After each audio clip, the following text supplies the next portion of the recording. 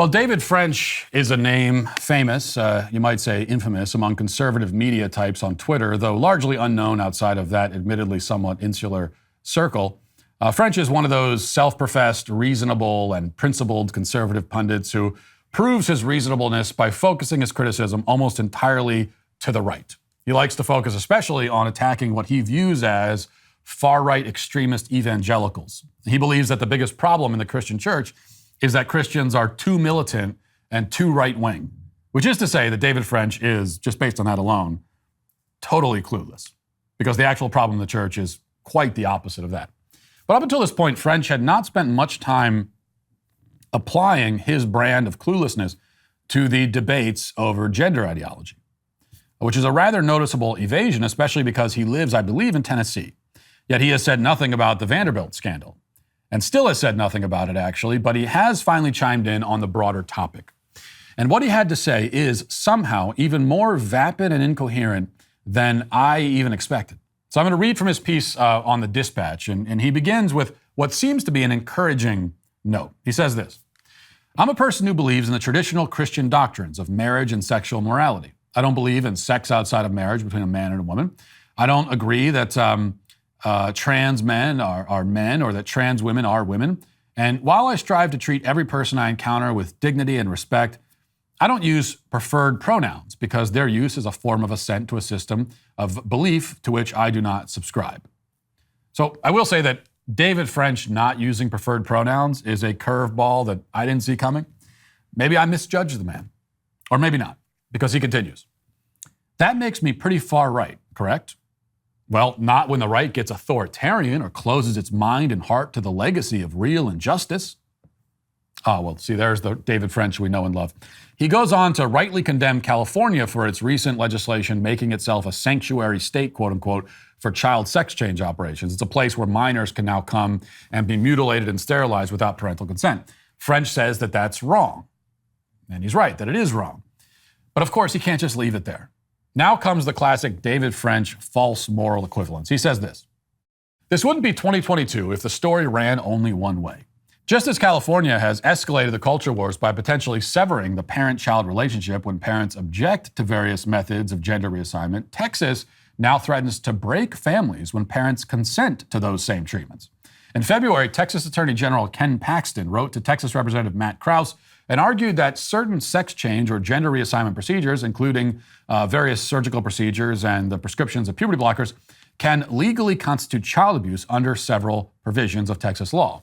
The Texas directives and DFPS investigations are currently subject to litigation, and I have little doubt that California will face its own lawsuits. But this is where we are now. It's not enough to disagree over important matters.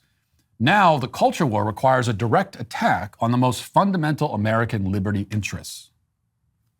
Okay, but how is protecting children from grotesque physical and sexual abuse a direct attack on liberty? Whose liberty is being attacked? The abusers? I mean, is he worried about the abuser's liberty? Well, yes, precisely. Reading on, it says, in an excellent comprehensive piece at Public Discourse, Catholic University professor Melissa Moschella outlines the stakes well. After outlining the risks and side effects of popular gender-affirming measures like puberty blockers, she writes, quote, "It is clearly untenable to claim that parents who are hesitant to rush their children into risky, controversial medical treatments of unproven efficacy are guilty of medical neglect. But that's not the entire story. A similar admonition applies to the right. Again, here's Moschella. Given current divisions in medical opinion, loving and responsible parents may be convinced that such treatments are necessary for the child's health.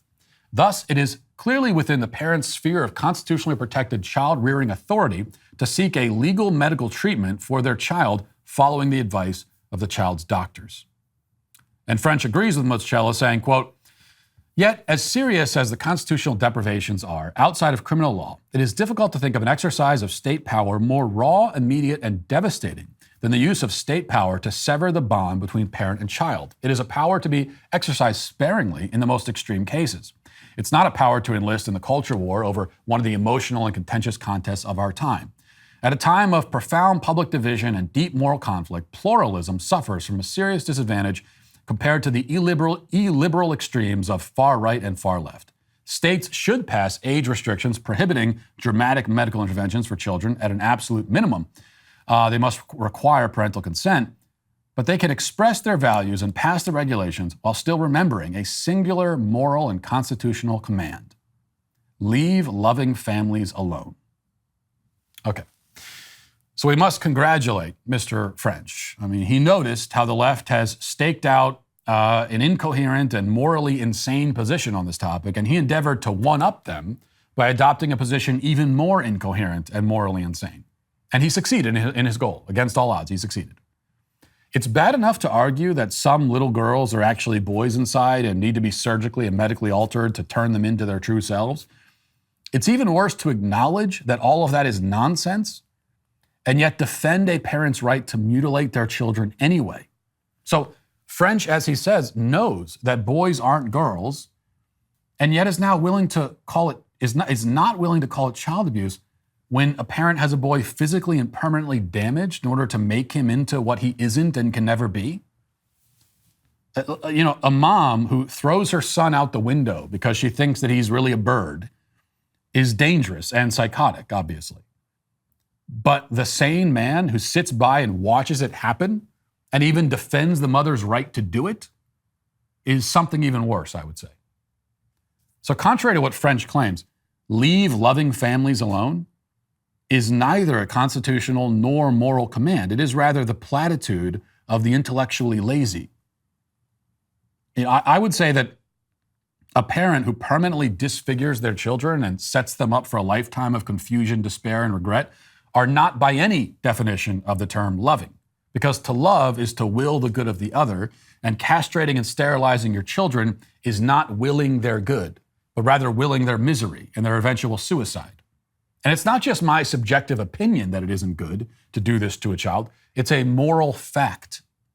It is so fundamental, so basic, so self-evident that to deny it is to invalidate any and all moral statements.